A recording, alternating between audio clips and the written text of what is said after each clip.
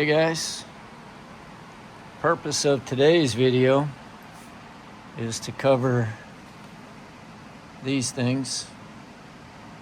Coming up in the video, you'll hear me refer to these as alignment dowels. Some people refer to these as alignment sleeves. You can call them alignment gizmos, whatever you want. Fact of the matter is, with the new timing covers and these old blocks, we don't want to use these things anymore. And we're going to explain why. So stay tuned.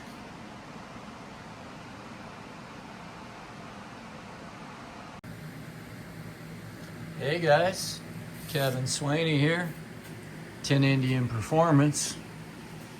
Well, today we're going to talk about installing your timing cover without the stock alignment dowels. And I would highly recommend you don't use the alignment dowels, and I'll explain why in a minute. So first things first, so what we're actually talking about here is this a stock cover, an early cover. And if you look on the back of this thing, you will see that it is machined down right here for this little gizmo to fit down inside there. Now I'm not going to push that back down in there. Okay, so when these 50-year-old blocks were brand new, this probably wasn't a bad idea. However, when we've align honed our blocks multiple times, because we've rebuilt these motors multiple times, the crankshaft is actually going to go up into the motor when you align hone, causing these to no longer be valid positioning points. So if you notice, there's an early Kaufman timing cover. Look at how nice these castings are. Why anybody would want to wrestle with one of those is beyond me. But anyway, I digress. So if you look on the back of this cover, Kaufmans do not machine that recess in here, so you cannot use this little gizmo. Okay, same thing on the late cover.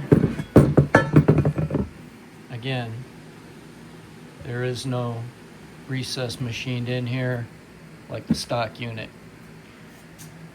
So if we flip over here to the block, we're actually using a Kaufman Performance MR1A here in this build. They do machine the recess here in case you would like to use it. As you can see, I've just kind of set one of those alignment dowels in there. We are not using that. Just wanted to show you how that fit in there. Come on out of there.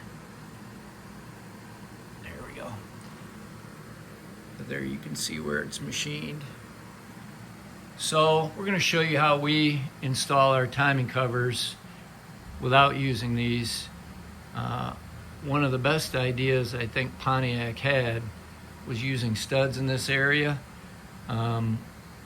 Very helpful on the install because you can slide your gasket on there, you can then slide your timing cover on, and then you can go through the alignment process.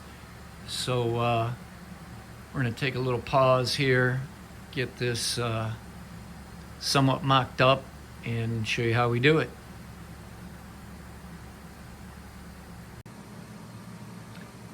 All right, guys, I got this thing somewhat mocked up here. So, like I said, the studs are a great choice because it allows you to hang your gasket. I'm not going to do the gasket and everything right now because you and I know what'll happen here. I'll end up with silicone all over the camera, and I don't want that.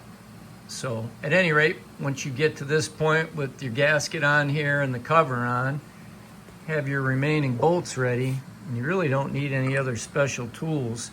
You should have one of these if you're building your own motor. And just find that keyway, push that bad boy on, and then what you want to do, as you can see, if you move this around, you can change how much load there is on the lip of that seal.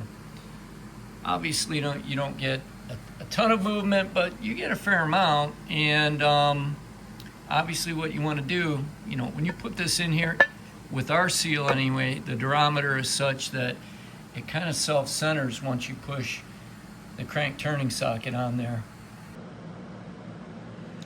All right, guys, thought I'd take a minute and just show you that we carry a lot of the products that you'll need to do this install. Not sure if you were aware, but I don't know why we typically don't mention this, so thought we would take the time to do it now. But yeah, we make our own gasket set. We have both Teflon and regular water pump gaskets, early and late. We sell the KRE timing covers, early and late. We have our own divider plate that we make that fits. We also make our own water pump sleeves, timing cover crossover gasket. Here's the timing cover gaskets, Teflon and regular paper. Over here is our timing cover seal. These last really well, guys. This product came out fantastic. Very good results with this. Been selling this for years. We also sell the early KRE timing cover. We're gonna do a video on this. Kaufman Racing Equipment came up with this new divider for the early 1968 and earlier timing covers, 8-bolt. But this takes the place of the 2-plate system that Pontiac had designed for that. But yeah, we'll go over that in another video. Great product. Also, we sell crank turning sockets. This is our 3D printed crank snout cover, which you could use to center up your timing cover as well if you didn't have a turning socket. But I'm assuming that if you're building a motor, you got a turning socket. But if not, we can sell you one.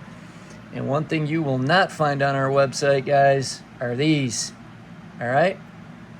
So yeah, if you need anything you see here, check out the website at www.tinindianperformance.com.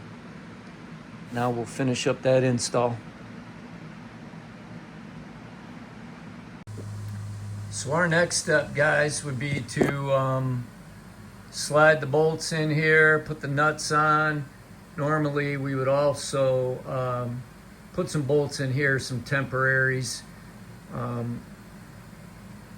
spaced out with some nuts and washers, just to get the timing cover glued up and snug. Then once we're ready to put the water pump on, we take those off. But yeah, so that's how we do it, fellas, at Tin Indian Performance without using the alignment dowels. That's the way to go. All right, guys, and there you have it.